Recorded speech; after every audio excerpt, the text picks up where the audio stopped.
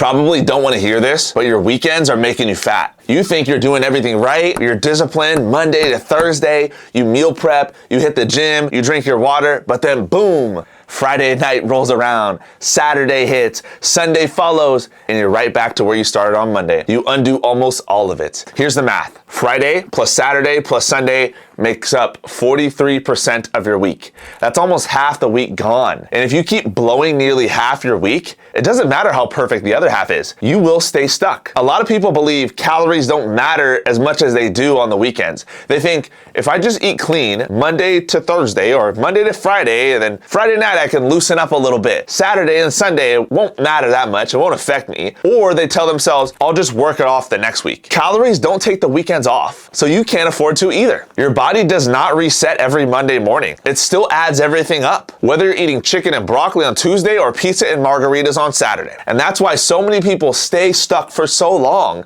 They're disciplined all week long and then undo it in just 2 or even 3 days. Think about it. If you spend 4 days in a calorie deficit, then maybe you lose half a pound, then you hit 1 or 2 big meals out, a couple of drinks, a dessert or 2, suddenly you've wiped out your entire deficit. That's exactly why fat loss feels like 1 step forward, 2 steps back. Now here's exactly why weekends kill your progress. The first thing is you have this reward mentality. So you work really hard in the gym, you work hard with your food all throughout the week, and then work also is a lot with your job, and maybe you even have kids. So after 5 days of feeling disciplined, you feel like you've earned a cheat weekend. You think calories don't count on the weekends as they do during the week, but they do. And so what happens is you work super hard during the week just so you can enjoy yourself and reward yourself on the weekend. The truth is, your reward for your hard work during the week isn't food, but the reward for going to the gym, working hard, tracking your food, waking up early, drinking your water, doing all the things that require sacrifice is the body you get to be proud of 90 days from now. And if you actually created a diet that you wouldn't need to take a break from,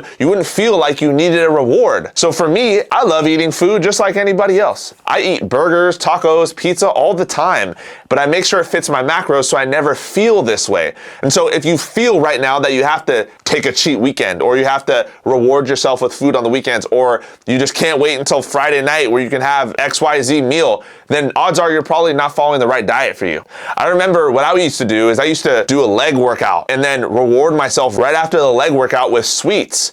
That's not how it works. It's actually easier to not eat a 300 calorie cookie than it is to burn an extra 300 calories in the gym. The second reason why weekends screw up your progress is restaurants are calorie bombs. So most people don't eat out as much during the week, but on the weekends they do. So even healthy options at most restaurants can run 1,200 calories or more. And so when you're going to restaurants, you gotta be very aware of what you're actually ordering. The third reason weekends are screwing up your progress is because of the extras, the alcohol, the sweets, and the snacks. A few drinks and desserts can literally erase 5 days of hard work if you're not careful. And the problem with alcohol isn't necessarily the alcohol itself, but it's actually the food choices you make when you do drink. The fourth reason why the weekends are screwing your progress is just because of a lack of structure. Monday to Friday you have work, Saturday and Sunday you don't. So maybe you sleep in later, you have a different type of breakfast, you have a different routine, and with the different routine comes different food choices. No workday routine means the late wake ups, grazing, snacking all day long. Also, you're bored. Maybe you're sitting around watching football, or you're going to different activities.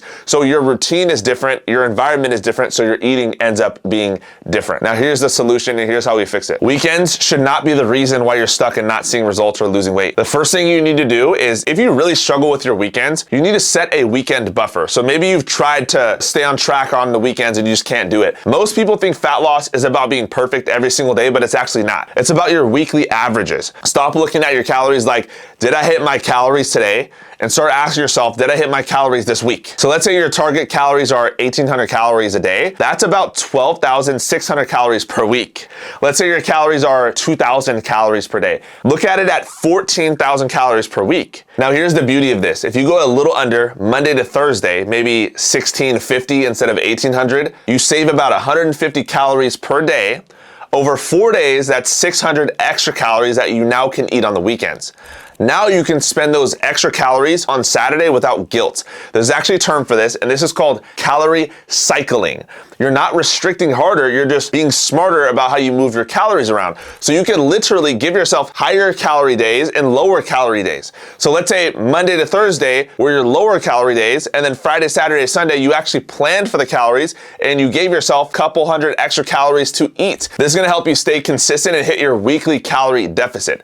The problem isn't one night out. The problem is when people go over Friday, Saturday, and Sunday without a plan. I'm not saying you can't enjoy yourself or go out or be social. I'm just saying you have to think better and have a plan of action for it. With calorie cycling, you build in flexibility and the scale keeps moving. The second thing you need to do is actually have a restaurant game plan. So when I am going on date nights with my wife, or let's say I have an event where I gotta go out somewhere, one of the first things I will do is look at the menu before I get there. So I research the menu online, and pretty much every restaurant has their menu online, and I make the decision on what I'm gonna order way in advance. And the reason I do this is this way I can actually plan my calories for the day. If you don't have a restaurant game plan, you don't know what you're gonna order before you get to the restaurant, then you're not planning adequately for your calories. So look at the menu and pick protein and veggies first, carbs and fats second.